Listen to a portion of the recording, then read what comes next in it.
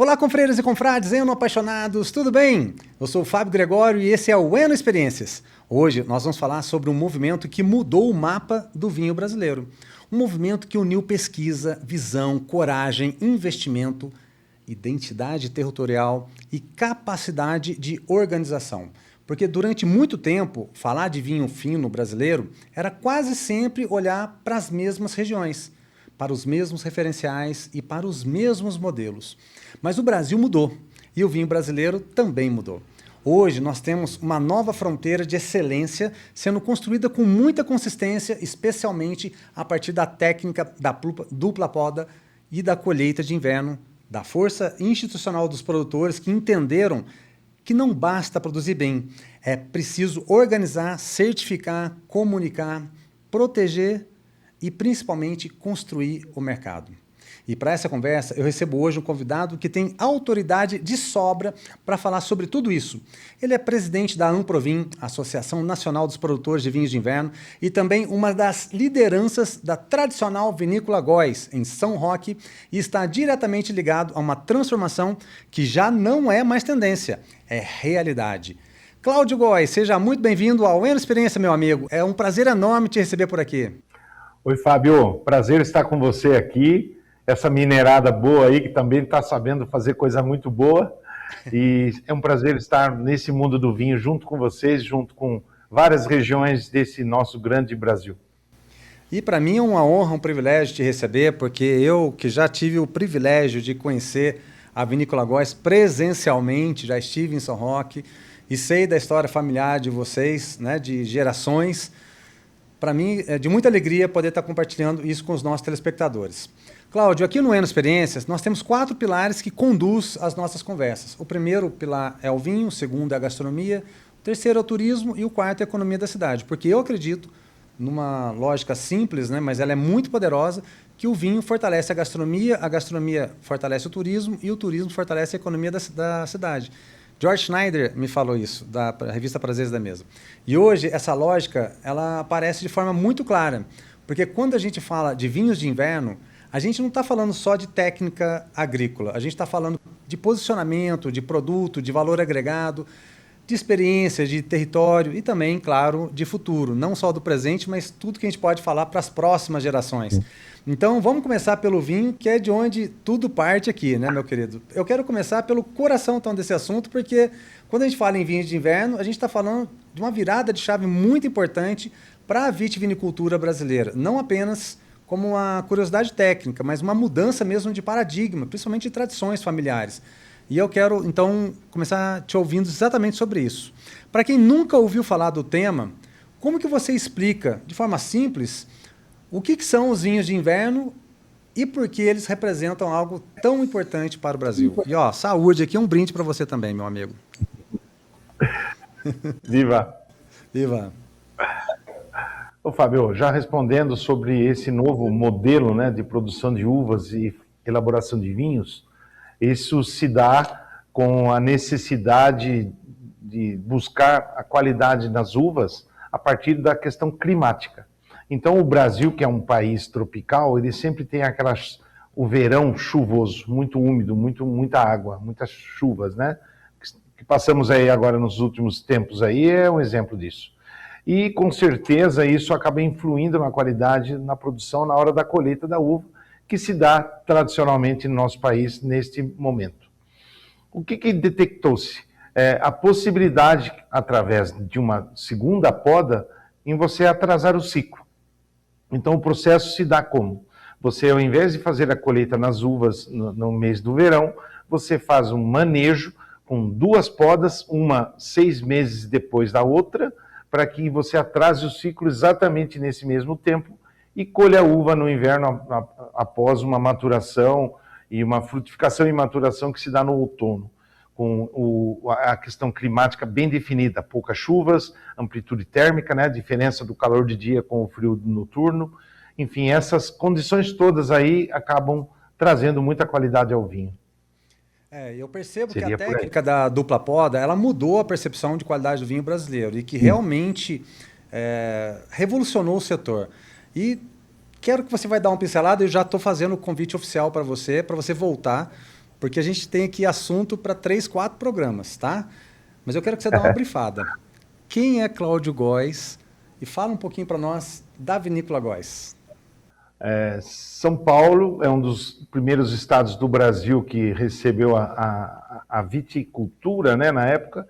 Aí dizem os relatos desde a época da colonização portuguesa aqui no Brasil, com a chegada, e aí as uvas aqui em São Paulo, depois também Rio Grande do Sul, outros estados, até Minas Gerais também, a gente tem os relatos históricos, né?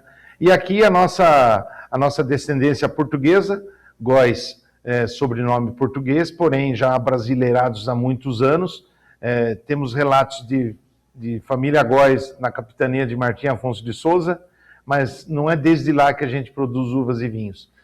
A nossa família ela se instalou na região aqui do interior de São Paulo, a região sul aqui, sudoeste de São Paulo, região de Sorocaba, e depois ela foi chegando aqui para São Roque, no final do século retrasado, e chegando aqui ela começou a plantar as uvas e produzir vinhos com a chegada da imigração italiana, aquela mesma que foi para a Serra Gaúcha. Dentro dessa história, dessa linha de conduta, a gente vem vindo lá já por gerações, e hoje faço parte da 4ª geração. Sou o bisneto, neto, filho mais velho dessa família, então já lidero esta geração da 4ª, né, com os primos, com filhos, né, dos sócios do meu pai, e nós estamos nessa sequência profissionalizando, trazendo todo o trabalho do conhecimento deles, da filosofia de vida deles, buscando qualidade. A Góes, ela está presente no mercado como a linha de vinhos de mesa, ela é uma das líderes aqui nos seus rótulos no autosserviço aqui em São Paulo, tem alguma chegada em algumas regiões mais limítrofes, né, do estado de São Paulo, mas a base principal se dá aqui dentro, na Grande São Paulo, nos grandes mercados, e com certeza também a visitação.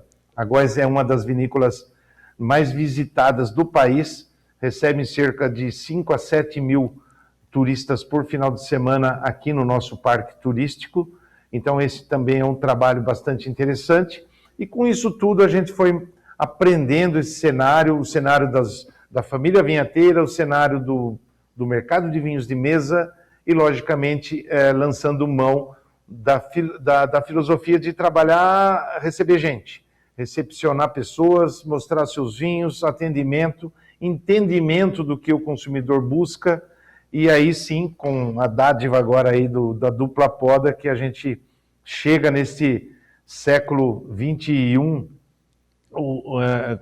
já chegando com essa, vamos dizer, com essa coisa da qualidade através da dupla poda, e cada vez mais ampliando e chegando outros players também junto, e a gente então animados que estamos.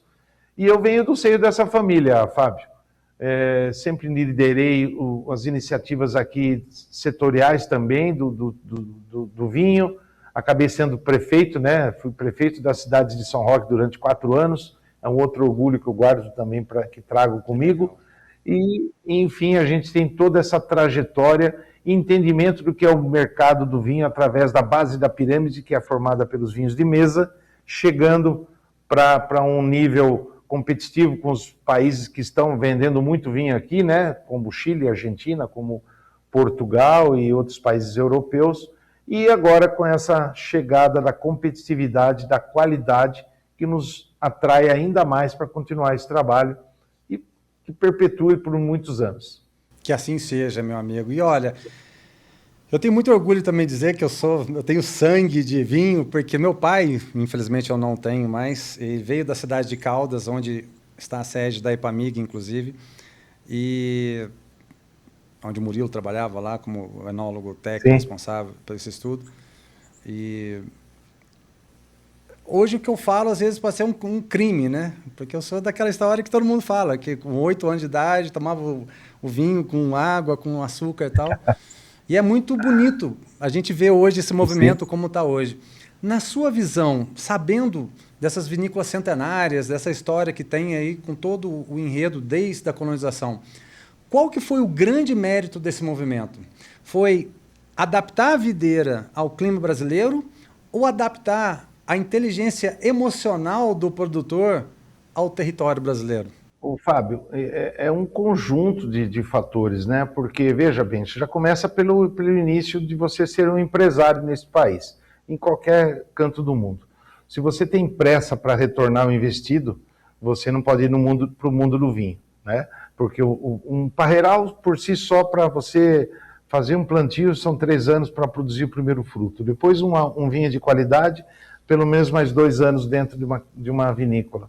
3 anos. Depois você vai para o mercado, vai competir com grandes países aí, tradicionais produtores. Então, primeiro é perseverança, né?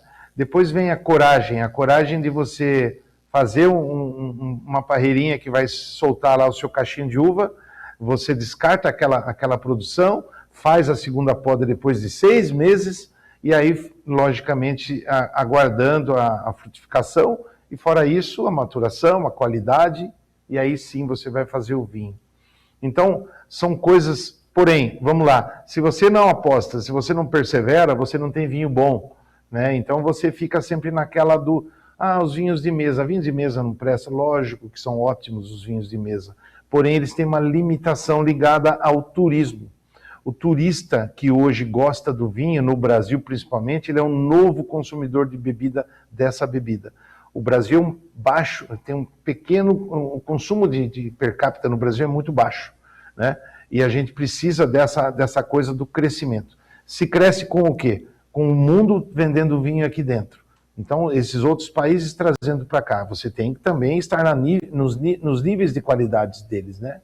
Porque esse é o público que tem esse ticket mais alto, que paga a conta, que vai no restaurante, que vai numa boa comida ou vai para uma boa hospedagem, num hotel, enfim, ele usufrui do turismo dele. Então, você tem que estar nesse nível de competitividade. Então, tudo isso faz a aposta ser validada. Com certeza, o trabalho que vira, no final de tudo, é atender bem, você, de novo, estar levando a qualidade para a boca do consumidor, trazendo ele para perto de você. Então, todo esse conjunto, ele é colaborativo, né? Mas, vamos lá, como você falou aí, a coisa boa de tudo isso foi, sim, a aposta na dupla poda. E aí, sim, com os pesquisadores, né? O Murilo mesmo é o principal líder, né, desse movimento, a gente é sempre grato a essa coragem de estudar os porta-enxertos, as variedades, o terroir, e insistir na pesquisa até alguma coisa começar a sair. Então, tudo isso é importante, mas com certeza a principal foi a pesquisa que veio na prática e não só na teoria. Sim, hoje o consumidor ele já entende, já tem informações sendo esclarecidas sobre o que significa um vinho de colheita de inverno e ainda a gente acredita que, na minha opinião, né, estamos no momento ainda de educação do mercado. Vocês estão trabalhando uma coisa muito legal, que é a marca coletiva Vinho de Inverno, porque isso nasceu justamente para dar essa identidade, essa governança e essa proteção a esse movimento. E ajuda a separar um conceito sério de um oportunismo de mercado, porque dá ali realmente todas as regras, deixando bem claro o papel de cada um. Quando um rótulo recebe essa certificação, o que isso comunica ao consumidor em termos de origem, padrão e compromisso com a qualidade? Exatamente. Vamos lá, vamos falar um pouquinho da Amprovin. O vinho tem essa forma, né, de ser confeccionada, né? Porque esse formato ele é advindo de uma uva que foi colhida no inverno, né? E com essa qualidade. Com isso gera o quê? Gera identidade, gera qualidade e reconhecimento. Só que a gente percebe que o mercado, às vezes, ele não é tão honesto, né? Às vezes aparece aí um oportunismo que acaba complicando toda a explicação e o motivo de você estar fazendo aquele trabalho com a divulgação, com a valorização e tudo mais. Então foi criada uma associação para fazer o quê? Para fazer essa rastreabilidade, esse controle, para certificar a qualidade daquele produto sendo feito através da dupla poda.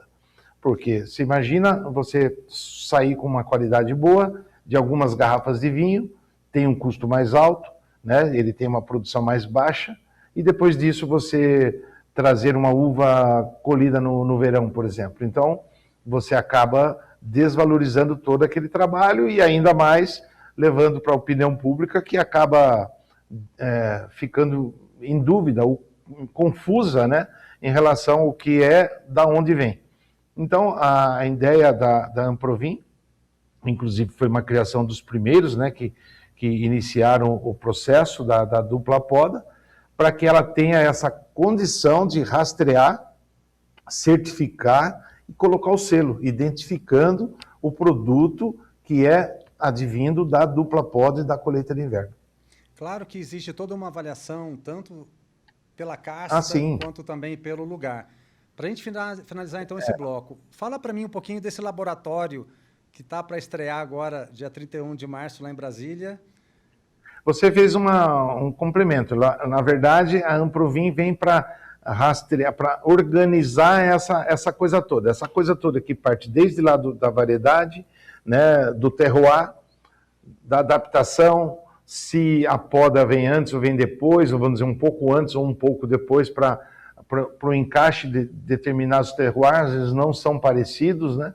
E isso é identificado através do manejo. E isso tudo certificado por essa associação. Essa associação que, além desse controle de fiscalização do parreiral, ele também controla a parte dos vinhos, a produção dos vinhos. E através do quê? Através da degustação, né, e também através das análises.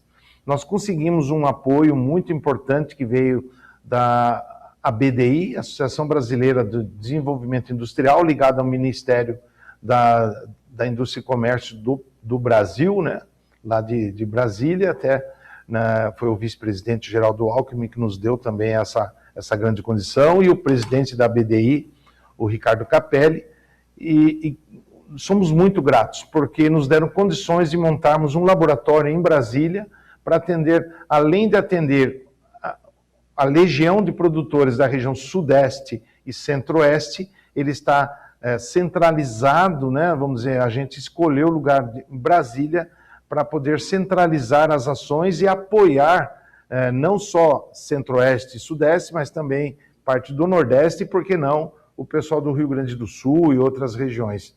E ela acaba trazendo toda essa segurança através das análises e certificações. Será inaugurada agora na terça-feira, no dia 31, né, em Brasília, e essa coisa toda está sendo esperada com bastante ansiedade e motivação de todos. Então, estaremos no dia 31 de março, inaugurando esse laboratório lá em Brasília.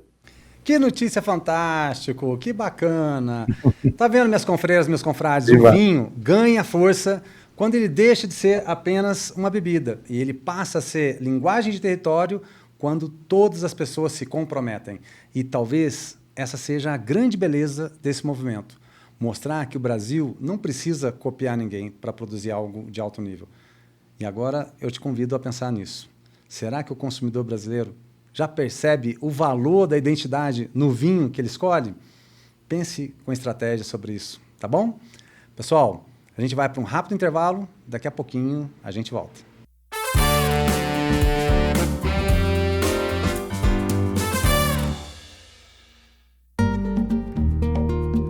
No coração do Dão, em Oliveira do Conde, a Quinta do Ribeiro Santo é uma referência do Dão moderno. Respeito pelo terroir e com uma leitura contemporânea da região. Seus vinhos se destacam pela precisão, frescor e equilíbrio, refletindo os solos graníticos e a altitude das vinhas. A casta em cruzado tem papel central, reconhecida pela crítica por unir tensão, profundidade e elegância. E no enoturismo, cada visita vira experiência, história, tradição e momentos inesquecíveis. Quinta do Ribeiro Santo, Dão. Autenticidade e futuro em cada taça.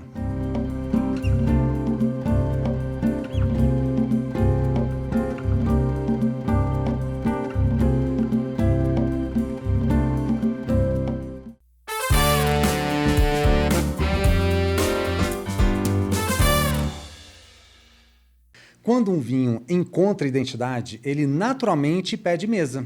E é na mesa que o vinho deixa de ser discurso e ele vira convivência, harmonização, cultura e memória. Cláudio, agora nós entramos na gastronomia, porque o vinho de excelência, ele não vive sozinho. Ele precisa de contexto, de serviço, de ambiente, de gastronomia bem pensada e de gente preparada para transformar uma garrafa em experiência. E eu tenho a impressão de que os vinhos de inverno ajudaram também a elevar o nível dessa conversa no Brasil. Na sua visão, os vinhos de inverno ajudaram a aproximar o vinho brasileiro da alta gastronomia?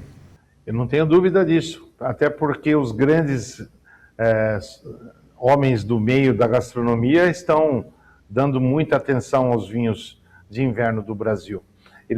O nosso vinho, o vinho produzido, principalmente os tintos, né, eles têm algumas condições assim de longevidade, de corpo, de presença que combinam muito bem com excelentes pratos.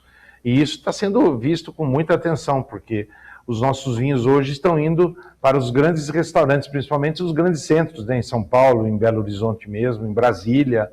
São vinhos que estão sendo entrando em algumas cartas, né, que, com todo respeito, não entravam antes. Só participavam dali os europeus ou alguns da América do Sul, aqui vizinhos.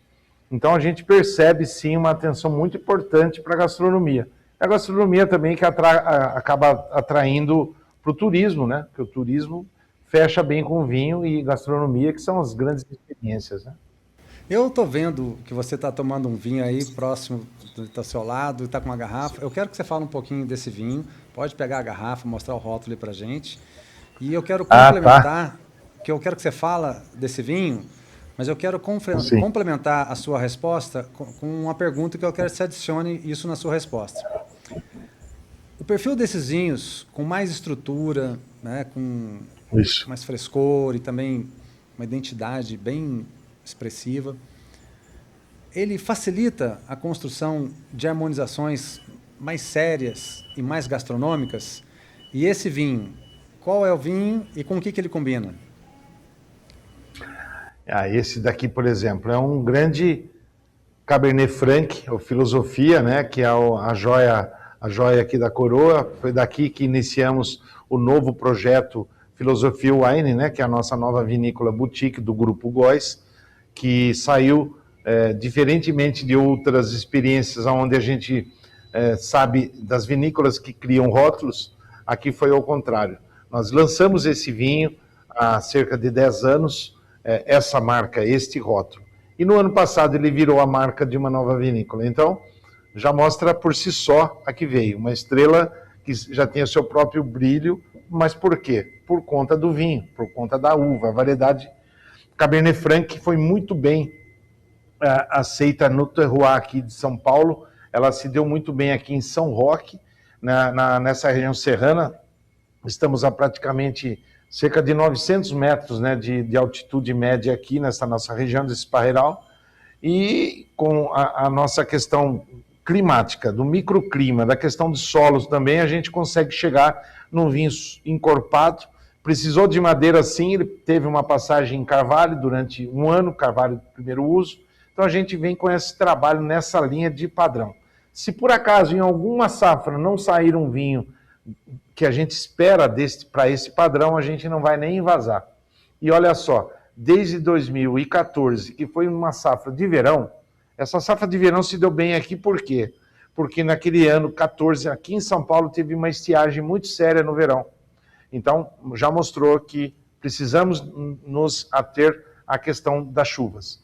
Em 15, não foi um momento legal. Em 16, a gente já teve a safra de colheita de inverno. Então, a primeira safra, colheita de inverno em São Roque, ocorreu em 2016, e a partir de lá, todos os anos, o vinho só vem evoluindo na sua qualidade. E combina com grandes pratos, com umas carnes condimentadas. Nós temos aqui, um dos restaurantes aqui do Grupo Góes, da vinícola, nós temos aqui um filé, o Vale do Vinho, que já o nome já diz, né? Que vem aqui com molho de uma calda de vinho, com um aligô de mandioquinha E ele vem até com algum risoto. O risoto é o alcachofre. Então, é uma conjunção de sabores e de aromas que fecham com a grande potência desse vinho e a suavidade, maciez e taninos muito bem atendidos aqui, né? Ó, já vou falar com o meu diretor aqui, Rodrigo, já vamos bloquear a agenda. Estou precisando ir lá na Góis de novo, preciso voltar lá. Aqui Querido, tem coisa boa aqui, falou uma sim. coisa muito legal, que os restaurantes realmente, tanto os sommeliers quanto os restaurantes brasileiros, já passaram a olhar para os nossos vinhos com mais respeito técnico, principalmente. E tem uma coisa que está até no próprio objeto institucional da associação, que está público, está lá no site da Amprovin, que dentro da Amprovin existe uma consciência de que a enogastronomia não é apenas um acessório, mas ele faz parte central do posicionamento do setor. Quando uma vinícola organiza uma degustação, uma experiência orientada, um piquenique, uma visita guiada, ou até mesmo um wine dinner, né, uma refeição harmonizada com vinho e tal, ela está vendendo o vinho ou você acha que ela só está formando a cultura? Ou é ambos? Uma boa gastronomia é um bom momento de um ser humano, né? Quando ele tem aquela comida rápida do dia a dia, com pressa, com o relógio mandando nele, a coisa sempre é muito mais rápida e não tem o momento de você curtir aquilo, né? Agora, quando você vai para uma boa gastronomia, a boa gastronomia já requer um bom tempo, né? Aquele cozinheiro, aquele chefe já fez um prato super cuidadoso com os ingredientes, o tempo, né? A maturação daquele prato, daqueles ingredientes. Aquilo vai para uma mesa. Você vai tomar aquilo com pressa? Você vai comer aquilo? Você vai degustar aquilo com pressa? Não. Então você vai para onde? Vamos tomar aquilo com uma outra bebida. Nem vou citar aqui os concorrentes, né? Mas as outras bebidas, não. Um grande vinho. E é qualquer vinho? Não. É um vinho também que tenha a mesma faixa de atenção. Ele também foi elaborado através de um parreiral, com estudos, com projeções, com pesquisas, e depois ele foi elaborado lá com a atenção de um enólogo que olhava para aquela uva e falava, olha, é daqui que eu vou com esse vinho conforme a maturação e a qualidade final desta fermentação, por exemplo. Vai para uma madeira ou não, ele vai construindo, né? Então são coisas feitas, né, para consumo, a comida e o vinho, né? Então isso tem que fechar ali na gastronomia com qualidade. Então a gente percebe que para dar certo um vinho bom, tem que ter uma boa gastronomia. E vice-versa. Você não faz um turismo de gastronomia, com todo respeito, mas só de gastronomia. Qualquer lugar que você vá para um bom prato, vai ter sempre um grande vinho acompanhado.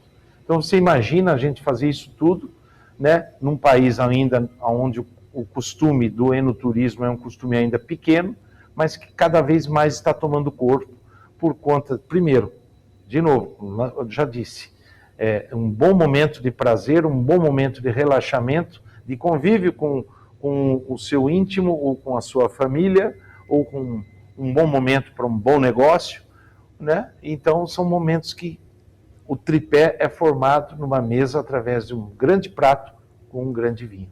É isso aí, meu amigo. Tá vendo, meus confreiros, meus confrades? Quando o vinho e gastronomia caminham juntos, a experiência cresce de nível, porque uma boa mesa não serve apenas comida e bebida. Ela serve pertencimento, repertório e memória. Agora faz essa reflexão aí comigo. Quantas vezes você já valorizou mais o que vem de fora sem antes conhecer a excelência do que é nosso? Treine a sua mente para isso, tá bom? Reflita sobre isso. Vamos para mais um rápido intervalo. Daqui a pouco a gente volta.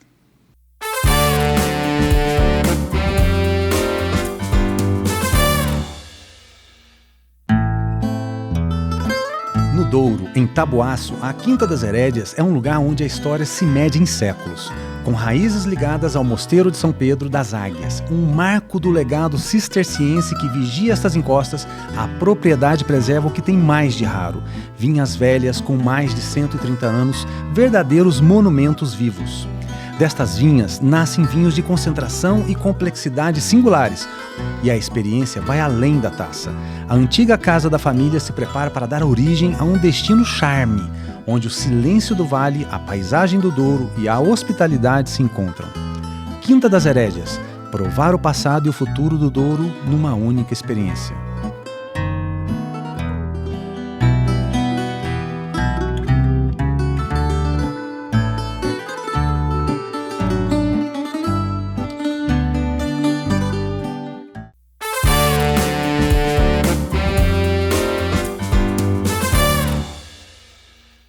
Amigos, quando a gastronomia se fortalece, ela começa a puxar um fluxo, também o desejo e até mesmo o próprio deslocamento. As pessoas querem viajar. E é exatamente aí que o vinho deixa de ser produto e passa a ser destino. Cláudio, agora nós vamos falar um pouquinho sobre turismo, porque esse talvez seja um dos pontos mais fascinantes de toda essa transformação. O vinho de inverno não está criando apenas rótulos, está criando rotas, paisagens, visitas, experiências, hospitalidade, motivos para viajar dentro do Brasil. O brasileiro conhecer o Brasil e para o mundo vir para o Brasil. E quando eu olho o site da Vinícola Góes, por exemplo, e vejo a diversidade de experiências e eventos, pessoal, entra aí agora no site da Vinícola Góes e acompanha o que eu estou falando. São muitos eventos, são estruturas assim, belíssimas, oferecidas para todo mundo, e fica muito claro que o enoturismo ele deixou de ser complementar, ele virou parte da estratégia do negócio. Na sua visão, o que transforma uma vinícola em um destino e não apenas um ponto de venda de vinhos? É a experiência, é a busca por imersão. Então eu tenho aqui, por exemplo, um exemplo rapidinho aqui para vocês. Fui criado debaixo de um balcão aqui junto com meus pais, avós, né, atendendo gente aqui, festas do vinho e tudo mais. E a gente sempre teve aqui essa coisa de atender bem a cidade de São Roque. Tinha as festas do vinho, depois elas acabaram sendo extintas por conta de dificuldade no controle, por conta do fluxo ser tão grande. No final dos anos 80 elas foram extintas aqui, mas restou o destino para que as pessoas viessem conhecer a vinícola. Então, e aí sim, conhecer a vinícola, passava perto dos parreirais e sempre com aquela coisa do convívio. Mas a vida também foi mudando nos grandes centros, e aí as pessoas, aqueles que tinham uma frequência aí nas chácaras, nos sítios, foram ficando mais próximos dos grandes centros urbanos e longe dessa vida, né? E aí, muita gente que cresceu sem ver um parreiral, muita gente que cresceu sem ver o que era um cacho de uva, por exemplo, para fazer um vinho. E a gente percebeu isso. E isso não é uma coisa que nós aprendemos lá fora, lá em outros países já tradicionais do enoturismo. A gente aprendeu com o consumidor pedindo para nós. Eles falavam, olha, a gente quer vir aí, mas dá para a gente conhecer o parreiral também? Dá para a gente dar um pulinho até lá? Como é que é feita a sua colheita da uva? Como é que é feito o seu vinho? A gente começou a criar esses movimentos. E cada vez mais hoje a gente só tem essa busca, porque, com todo respeito, mas se a gente vivesse só de venda de vinho, o nosso vinho está no supermercado, o nosso vinho pode estar numa carta de restaurante, então não iria ter o motivo, né, a motivação para ter o turismo. Então, o turismo ele é feito com a imersão, com a experiência e, logicamente, com a gastronomia também. São as formas de você receber bem as pessoas e mantê-las, né, no seu espaço. É isso, nesse universo que a gente flutua, aprendendo com o consumidor a tendência para que ele venha e saia da sua casa e busque conhecer uma grande vinícola.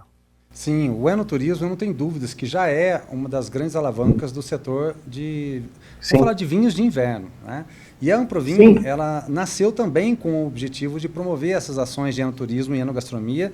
Fato é que no site da Amprovin está lá todas as vinícolas associadas, e aí tem lá um botãozinho, quer conhecer mais, saiba mais. Quando você clica, vai direto para o site da vinícola, e aí é uma riqueza de informação, ou seja, a pessoa que ainda não conheceu as vinícolas, só entrar no site da Amprovin, vai lá ver quem são os associados e vai conhecer a história de todo mundo, porque isso mostra o quanto que isso é mágico, e isso também estratégico para dar escala e visibilidade para esse movimento. O consumidor de hoje, né, ele não quer... Sim, ele quer provar o vinho, ele também quer viver essa história, o vinhedo, a colheita, né? Quando ele vai fazer a viagem, ele tira fotos, né? As fotos instagramáveis, né? Palavras modernas e hoje, né? Essa narrativa que está por trás da garrafa. E o Brasil, ele ainda está aprendendo a organizar melhor essas rotas do vinho, né? Que hoje a gente enxerga uma maturidade maior nesse processo, a gente consegue entender o que está acontecendo em Minas, em São Paulo, na Bahia, em Goiânia, enfim, em várias regiões, além de complementar as vinícolas que trabalham já no ciclo vegetativo, como tanto lá no Rio Grande do Sul, como algumas lá no Vale de São Francisco, que eu tive o privilégio também de trabalhar numa delas lá na Rio Sol, no Vale de São Francisco. Cláudio, como presidente da Amprovin, você acredita que as vinícolas associadas podem trabalhar cada vez mais, principalmente em rede, nesse trabalho de associativismo, fortalecendo uma imagem coletiva, mas sem perder a identidade de cada projeto, do que cada um traz assim da sua história? Ela pode trabalhar vinhos de inverno e manter a sua identidade? Um dos papéis da associação é esse, é promover de forma conjunta e encorpada a movimentação individual. Então, o mundo do vinho no Brasil ainda é pequeno, né? O consumo é baixo e isso gera baixas rendas e receitas. Com isso, o nosso budget sempre baixo para a questão de propagandas. O que a gente faz? Faz o enoturismo. O enoturismo é fidelizar o cliente. Uma das propostas do enoturismo é fidelizar o consumidor, né, através do atendimento, através dessa imersão, dessas visitas, né? Então a gente trabalha promovendo com a Amprovin, promovendo essas ações. Como você bem disse, no nosso site tem esse amparo, né, para as dúvidas e consultas, e que a gente consegue montar os roteiros do turismo através desse associativismo e organização. Aqui em São Paulo mesmo, nós temos até agora, por exemplo, recente, uma coisa que nos últimos 50, 60, 70 anos não havia, era a questão das rotas de turismo de vinho.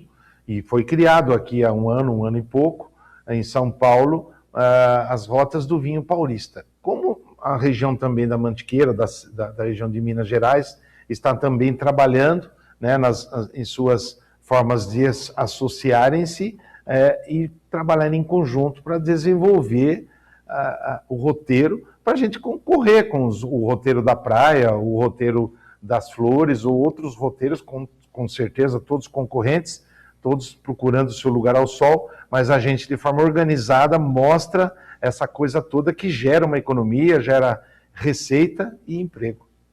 Exato. A gente vai falar um pouquinho sobre a economia no próximo bloco, mas para a gente fechar esse bloco do turismo, eu quero tocar num assunto muito importante. Porque você falou aí, por exemplo, que não são inimigos, são concorrentes, né?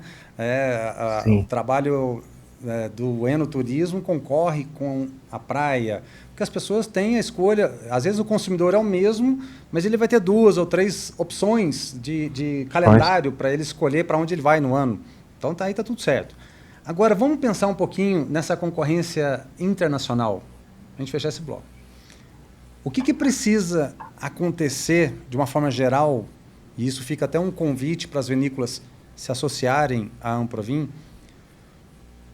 para que o enoturismo dos vinhos de inverno, mas de uma forma ampla, estou falando de Brasil, se consolide na decisão do turista como uma referência internacional de experiência, assim como já é hoje. Por exemplo, eu participo de várias confrarias, que as pessoas saem daqui do Brasil e vão para Portugal só para visitar a vinícola, vai para a Itália só para visitar a vinícola, vai para a Espanha, para o Chile, que as pessoas escolhem o Brasil para visitar as vinícolas.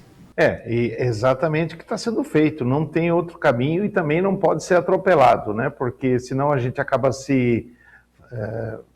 colocando os pés na frente das mãos e a gente acaba atropelando o processo. Por quê? Porque nós temos uma dificuldade muito grande, o consumidor brasileiro ainda tem muito, por desconhecimento, ele tem muito preconceito.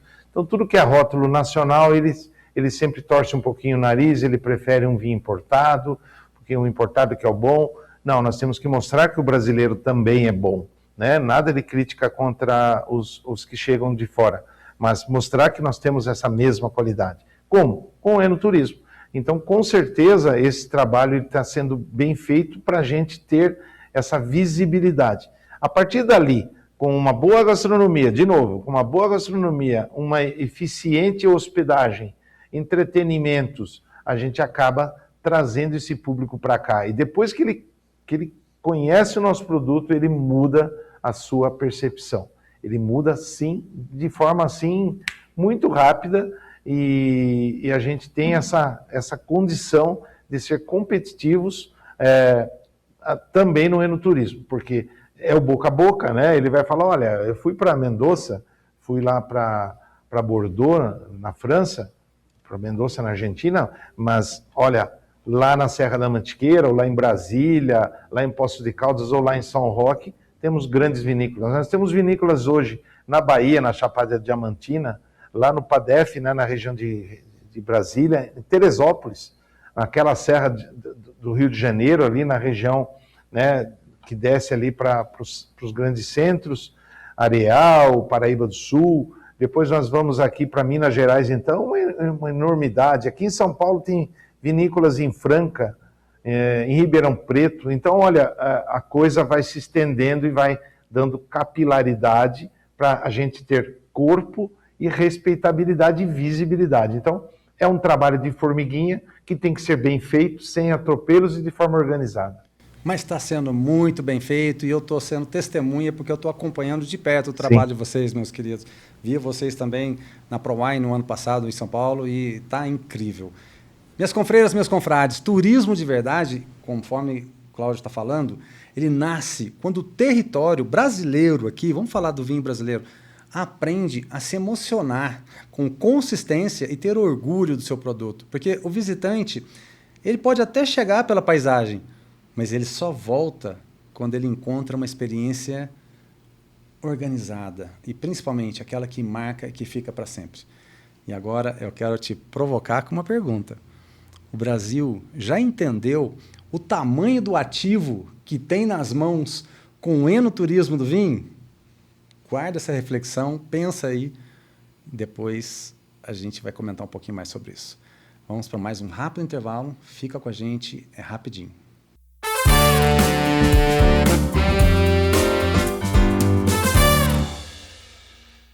Na Santa Pizza, tudo começa com massa fresca, forno quente e capricho em cada detalhe. O sabor chega quentinho na sua casa e cada pedaço fala por si. Peça agora pelo WhatsApp ou pelo app e descubra por que todo mundo ama a Santa Pizza.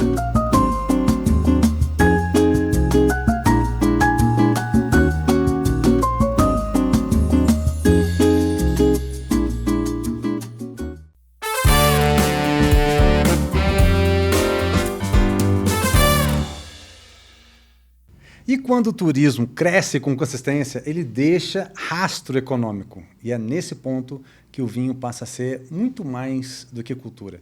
Ele passa a ser desenvolvimento. É isso mesmo.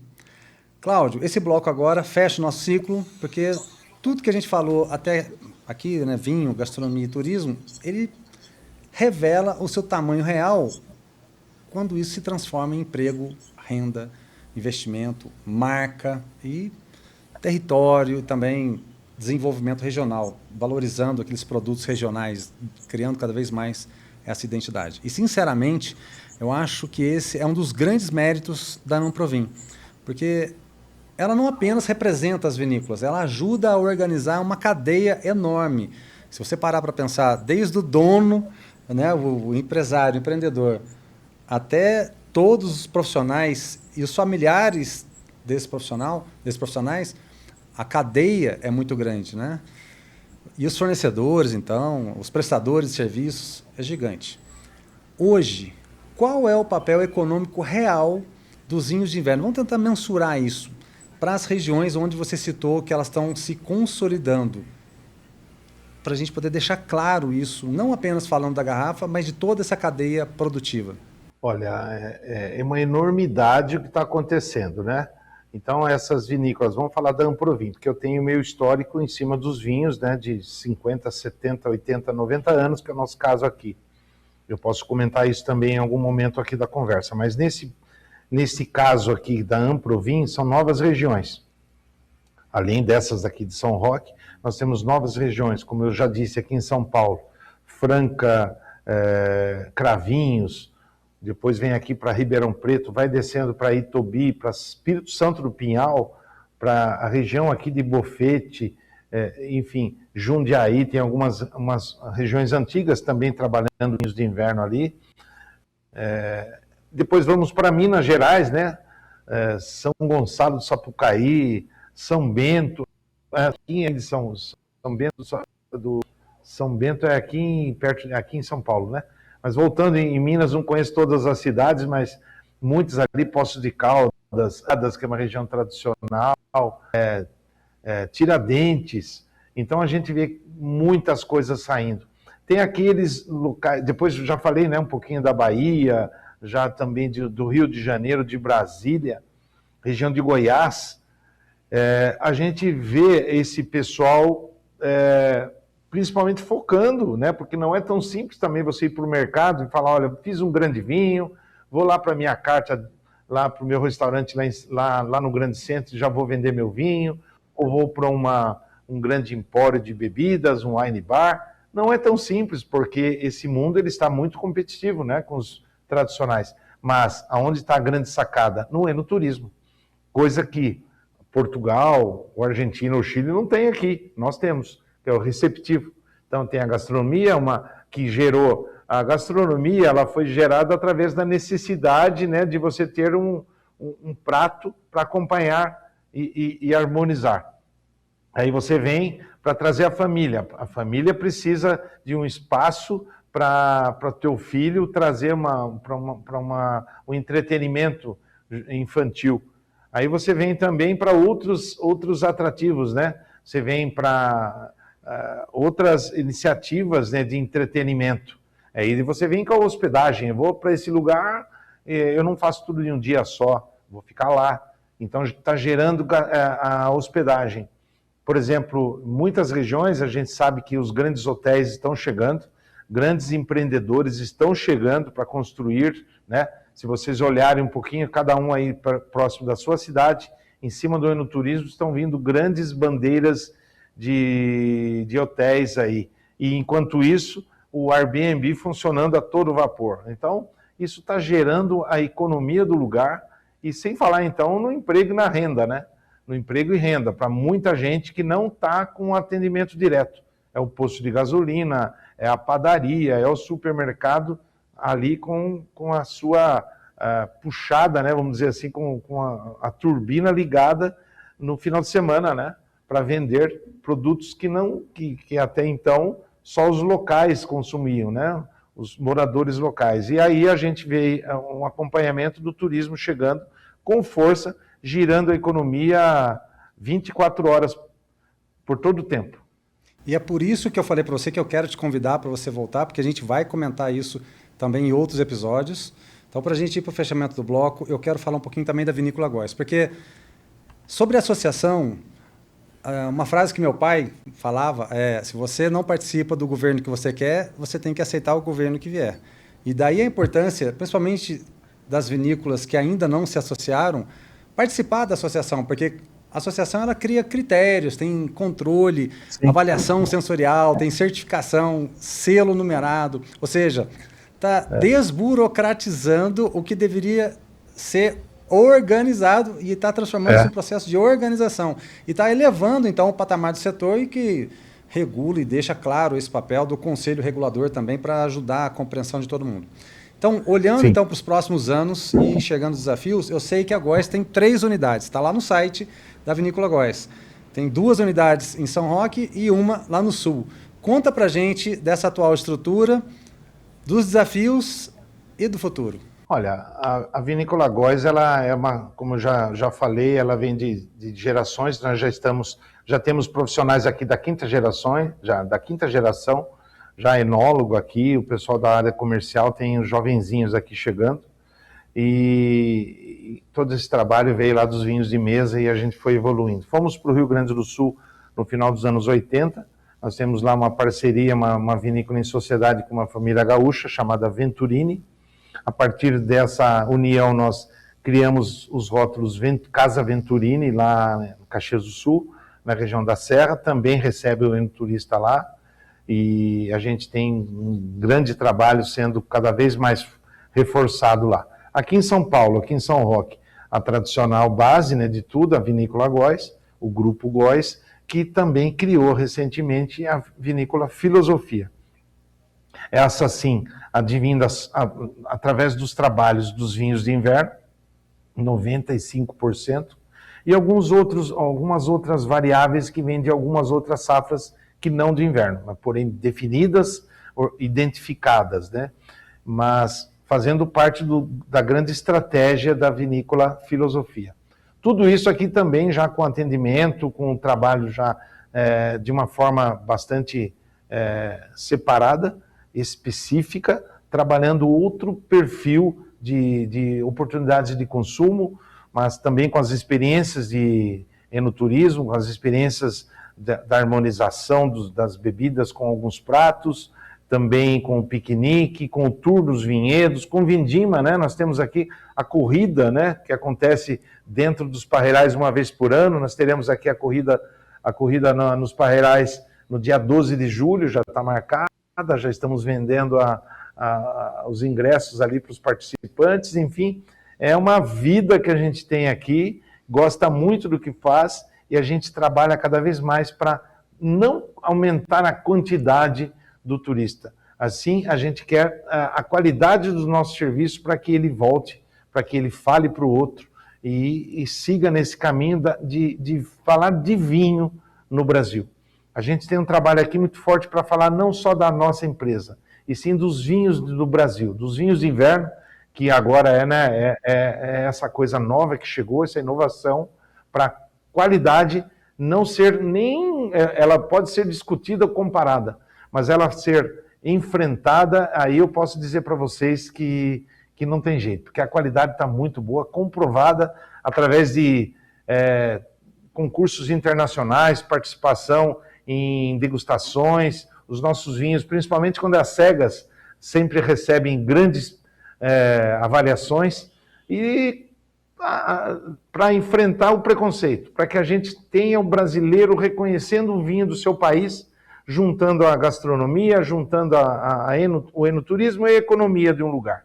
São Roque mesmo teve a sua vida revitalizada depois do enoturismo de qualidade, depois do enoturismo organizado, eficaz e competente. Isso é uma receita que não é só minha, é uma receita de quem quiser caprichar no seu espaço, fizer um negócio bonito, organizar bem o seu colaborador, dar condição a ele de estudo, de conhecimento, a coisa vai dar certo, eu não tenho dúvida nenhuma. Estou aqui como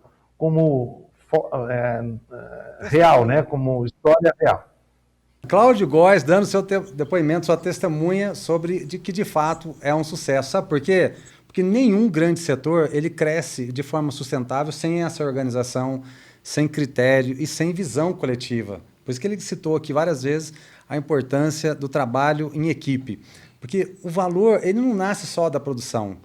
O valor nasce da capacidade de proteger, de comunicar e sustentar a excelência no tempo. Agora, pensa com calma comigo aqui.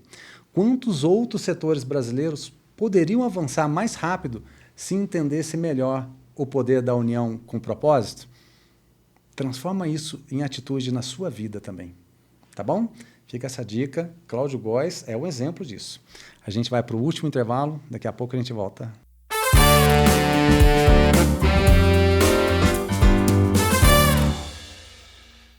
A Queijaria Queijo Sou vai muito além da venda de queijos. Aqui, cada peça carrega história, técnica e paixão. É um verdadeiro trabalho de curadoria, onde se transforma queijos frescos em joias maturadas, com alma e identidade mineira. Vem para Poços de Caldas e conheça a Queijaria Queijo Sou. Um autêntico sabor mineiro, direto da fonte.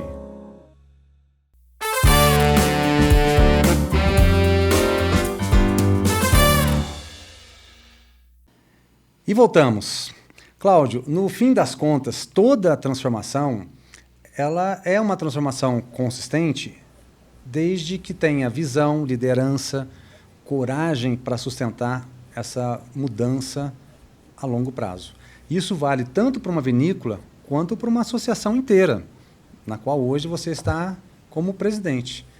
Primeiro, eu quero te agradecer pela sua presença aqui na Experiência, porque foi uma conversa muito rica, muito útil e, principalmente, ela foi muito importante para esse momento que a gente está vivendo, porque a gente não falou apenas sobre vinho, a gente falou sobre ciência, identidade, certificação, mercado, turismo, desenvolvimento e, principalmente, futuro e o legado que a gente quer deixar para as próximas gerações.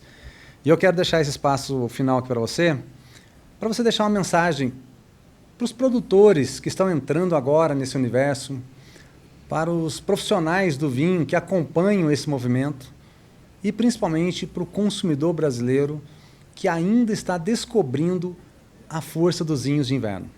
Olha, o que a gente tem aqui para deixar de recado é a nossa própria história, né? Que é uma história de perseverança, muita retidão, muito trabalho e comprometimento.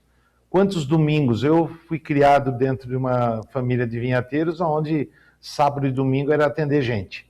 Então, a primeira coisa, gostar do que faz. Segundo, perseverança no mundo do vinho, do vinho num país como o Brasil, pequeno, consumidor ainda, mas aí vem a parte boa.